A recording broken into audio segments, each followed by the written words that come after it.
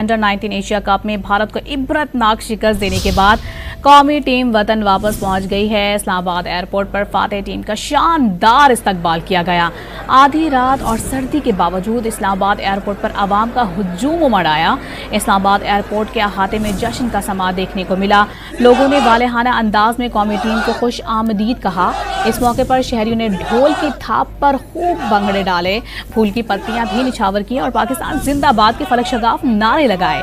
खिलाड़ियों को फूलों के हार पहनाए गए और गुलदस्ते पेश किए गए।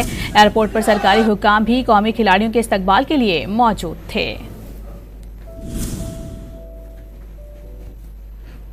आपको बता रहे हैं, अंडर-19 एशिया कप में भारत को इबरतनाक शिकस्त देने के बाद कौमी टीम के हीरोज वतन वापस पहुंचे हैं। इस्लामाबाद एयरपोर्ट पर फातेह टीम के शानदार इस्तकबाल किया गया है। आधी रात और सर्दी के बावजूद भी इस्लामाबाद एयरपोर्ट पर आवाम का एक जमे गफीर देखने को मिला।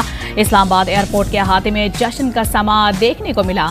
लोगों ने वालेहाना अपने वतन के हीरोज का इस्तकबाल किया।